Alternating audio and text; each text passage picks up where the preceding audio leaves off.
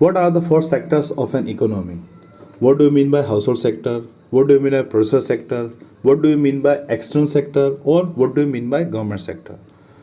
What are the four factors of production? तो ये कुछ कॉन्सेप्ट्स हैं, ये कुछ क्वेश्चंस हैं जिनके आंसर आपको आई थिंक हर बार ज़रूरत होती, और इस वीडियो में हम इन्हीं क्वेश्चंस के बारे में डिस्कस करेंगे कि किसी भी इकोनॉमी के कौन कौन से सेक्टर्स होते हैं और उन सेक्टर्स में आपस में क्या कोरिलेशन है, वो पूरी डिटेल स्टडी इस वीडियो में हम करेंगे। तो आशा है इस वीडियो में आप लास्ट तक बने रहेंगे ताकि फोर सेक्टर से रिलेटेड जो भी इन्फॉर्मेशन आपको चाहिए वो आपको मिल पाए। तो आइए शुरू करते हैं। तो देख सक रहे हैं यहाँ पर there are four sectors of an economy. किसी भी इकोनॉमी को या कोई भी इकोनॉमी ले लें, चाहे इंडियन इकोनॉमी या कोई भी इकोनॉमी, उसको हम यहाँ पर फोर सेक्टर्स में डिवाइड करते हैं। फोर सेक्टर्स कौन कौन से? Household sector, next second producer sector, third government sector and next external sector. There are four sectors. ये चार प्रकार के सेक्टर हो गए। ओके, तो हाउस होल्ड सेक्टर क्या है इसके बारे में देख लेते हैं। देख रहे हैं आप सामने, पढ़ भी लिया होगा आपने। What is household sector? Simply household sector including consumers of goods and services. Household are also the owners of the factors of production. तो कुल मिला के हाउस होल्ड सेक्टर में जो कोई भी कंज्यूमर्स हैं, कंज्यूमर आप और हम सभी कंज्यूमर हैं, जो कोई भी प्रोडक्शन होता है उस प्रोडक्शन के लिए मार्केट हाउस होल्ड सेक्टर ही प्रोवाइड करवाता है। House hold sector different type की जो डिमांड वो करता है, हालांकि गवर्नमेंट डिमांड करती है, हम बाहर भी कुछ एक्सपोर्ट करते हैं, तो मेनली अगर हम देखें तो हाउस होल्ड सेक्टर ही एक मार्केट जो है वो प्रोवाइड करवाता है। फिर नेक्स्ट जितने भी फैक्टर्स ऑफ प्रोडक्शन है, अब जितने भी फैक्टर्स ऑफ प्रोडक्शन क्या हो गए, कौन कौन से फैक्टर्स ऑफ प्रोडक्शन है? There are four factors of production. ध्यान रखिएगा, सेक्टर भी चार है और प्रोडक्शन के जो फैक्टर हैं वो भी चार है। वो चार प्रोडक्शन के फैक्टर्स कौन कौन से? Land, labour, capital and entrepreneur. These are known as factors of production. ध्यान रखिएगा, फैक्टर्स ऑफ प्रोडक्शन। ठीक है, तो अब लैंड कहाँ से आती? कोई भी प्रोड्यूसर जो है लैंड कहाँ से परचेस करेगा? हाउस होल्ड से परचेस करेगा। लेबर कहाँ से आएगा? वो भी हाउस होल्ड सेक्टर से। कैपिटल, जो हाउस होल्ड सेक्टर अपनी सेविंग बैंकों में जमा करता है, वही पैसा इंडस्ट्रियलिस्ट इन्वेस्टमेंट पर्पज से बैंकों से उधार लेते हैं, इन्वेस्टमेंट करते हैं, वो कैपिटल के फॉर्म में बन जाता है। ठीक है, इन्वेस्टमेंट। फिर नेक्स्ट एंटरप्रेन्योर स्किल, मतलब उद्यम वृत्ति या एंटरप्रेन्योर हम बोल सकते हैं। अब ये जो उद्यम वृत्ति या एंटरप्रेन्योर स्किल जो है, ये भी हाउस होल्ड सेक्टर से ही आती है। कोई भी इंडस्ट्रियलिस्ट कहीं ऊपर से नहीं आता, ये कहीं इधर से हम बाहर के हम इसको इम्पोर्ट नहीं करते हैं। ये इंडस्ट्रियलिस्ट भी अपनी ही कंट्री से होते हैं, हाउस होल्ड सेक्टर से होते हैं, परिवार से होते हैं। आप और हमारे परिवारों में से ही कोई होते हैं, जैसे कि टाटा ग्रुप के मालिक रतन टाटा। अब रतन टाटा भी क्या है, वो इंडिया से ही किसी परिवार से बिलोंग कर रहे हैं। तो कुल मिलाकर जो एंटरप्रेन्योर स्किल जो है वो भी हाउस होल्ड सेक्टर से आती है। कैपिटल है वो भी हाउस होल्ड सेक्टर से हमें मिलेगी। लेबर जो है वो भी हाउस होल्ड सेक्टर से आएगा, और लैंड जो रेंट पे ली जाएगी वो भी हाउस होल्ड सेक्टर से ही ली जाएगी। ओके, तो कुल मिला के यहाँ पर हाउस होल्ड सेक्टर के बारे में देखा यहाँ पर कि हाउस होल्ड सेक्टर एक मार्केट प्रोवाइड करवाता है, साथ ही जितने प्रकार के फैक्टर्स ऑफ प्रोडक्शन होते हैं उन सभी फैक्टर्स ऑफ प्रोडक्शन का ऑनर भी यही होता है। ओके, नेक्स्ट प्रोड्यूसर सेक्टर देख रहे हैं आप। Next producer sector second part है या सेकंड सेक्टर इकोनॉमी का। प्रोड्यूसर सेक्टर क्या है? प्रोड्यूसर सेक्टर, तो producer sector including those engaged in production activity. This sector यानी हम किसको इंक्लूड करते हैं इसमें? जो प्रोडक्शन एक्टिविटी में इंगेज हैं।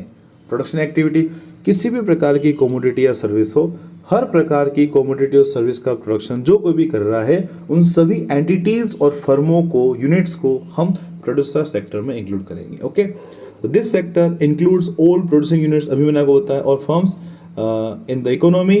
Next, for the production of goods and services the firm hires factors of production. यहाँ पर फर्म जो है फैक्टर्स ऑफ प्रोडक्शन को हायर करती है। हायर करते मतलब किराए पे लेती है। अगर वो लैंड रेंट पे लेगी और लैंड किराए पे लेती है तो उसके लिए वो रेंट देगी। लेबर वो यूज़ करती है, इसके बदले में क्या देगा? वेजेस और सैलरीज। कैपिटल अगर वो यूज़ कर रही है तो उसके बदले में उसे क्या दिया जाएगा? यहाँ पर interest. And next entrepreneur skills को क्या मिलता है यहाँ पर? प्रॉफिट। ठीक है, तो यहाँ पर कुल मिलाकर जितने भी फोर फैक्टर्स ऑफ प्रोडक्शन है, जैसे कि लैंड को रेंट, लेबर को वेजेस और सैलरीज, कैपिटल को इंटरेस्ट और एंटरप्रेन्योर स्किल को प्रॉफिट, ये प्रोड्यूसर सेक्टर प्रोवाइड करता है। यानी प्रोड्यूसर सेक्टर इन चारों फैक्टर्स ऑफ प्रोडक्शन का यूज़ करता है हाउस होल्ड सेक्टर से, बदले में इनको इनकम के रूप में रेंट, वेजेस, इंटरेस्ट और प्रॉफिट देता है। क्या देता है इनकम के रूप में? वो लैंड को क्या देगा यहाँ पर? रेंट, लेबर को, वेजेस, कैपिटल को, इंटरेस्ट और एंटरप्रेन्योर स्किल को प्रॉफिट। ठीक है, ये उनको यहाँ पर प्रोवाइड करता है। नेक्स्ट, ये तो हो गया producer sector. Now next government sector. अब गवर्नमेंट सेक्टर का रोल क्या है यहाँ पर? गवर्नमेंट सेक्टर का मेन रोल तो हम देख सकते हैं कि इकोनॉमी में जो भी अदर सेक्टर्स हैं वो स्मूथ फंक्शनिंग करता है, यानी जो भी इकोनॉमिक एक्टिविटीज़ हैं, चाहे इंडिविजुअल लेवल की हो या होल लेवल की, वो सभी इकोनॉमिक एक्टिविटीज़ स्मूथली फंक्शन करती रहें। तो इसके लिए लॉ एंड ऑर्डर उसको मेंटेन करना, डिफेंस चाहे अपनी बॉर्डर पे हो या पुलिस प्रोटेक्शन हो उसकी फैसिलिटी प्रोवाइड कराना। Next, other services of public welfare, जिसमें हेल्थ हो गया, एजुकेशन हो गया। देखते हैं आप, हॉस्पिटल है, कॉलेज हैं, स्कूल्स हैं, वो सभी गवर्नमेंट ही प्रोवाइड करती। साथ साथ government also acts as the producer या producing goods services public sector enterprises.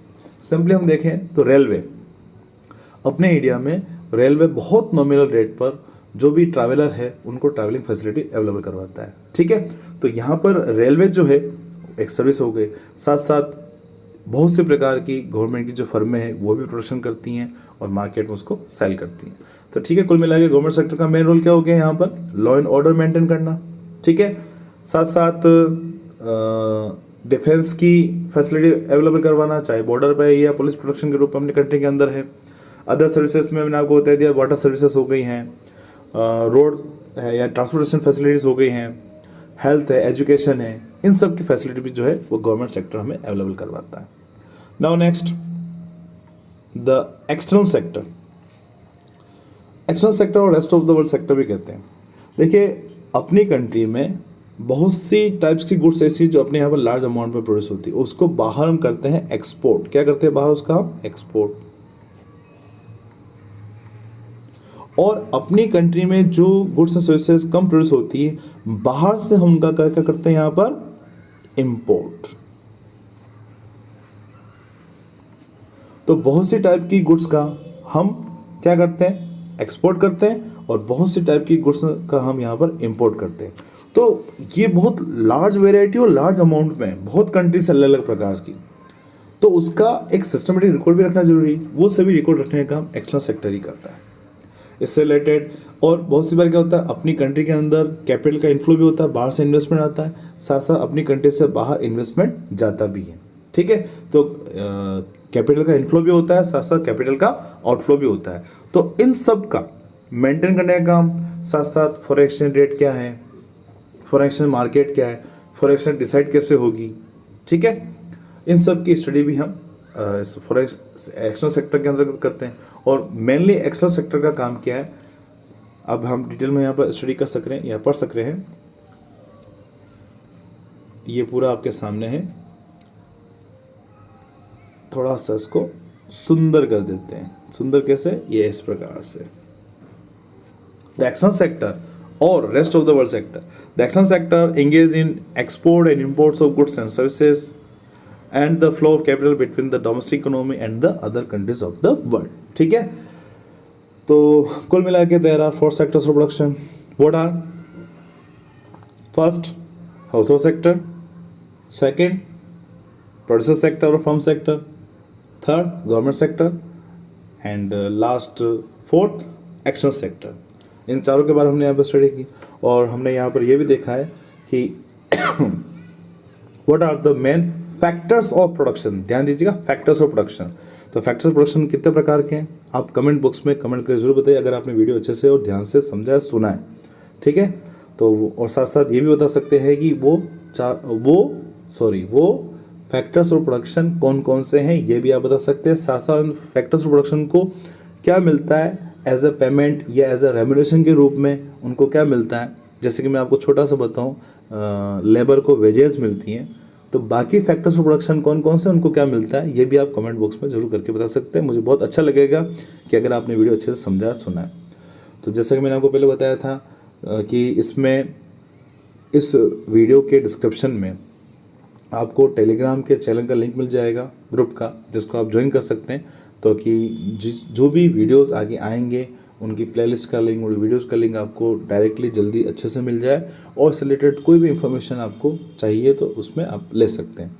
साथ साथ मैं अपने व्हाट्सअप नंबर इसमें अवेलेबल करवा रहा हूँ, ताकि आप उसमें मैसेज करिए अपना नाम, आप क्या करते हैं, कौन सा कोर्स कर रहे हैं, आप स्टूडेंट हैं, टीचर हैं, या कमर्शियल एग्जाम की प्रिपरेशन कर रहे हैं, तो अपनी पूरी डिटेल इन्फॉर्मेशन आप ज़रूर भेजें, ताकि व्हाट्सअप की जो ब्रॉडकास्ट लिस्ट है उसमें आपको ऐड कर दिया जाए, और आगे आने वाले समय में आपको वीडियोज़ के लिंक, प्लेलिस्ट के लिंक और साथ साथ इकोनॉमिक्स के जो टॉपिक्स हैं या डिफरेंट टाइप की जो भी इन्फॉर्मेशन है आपको वहाँ पर मिल पाए।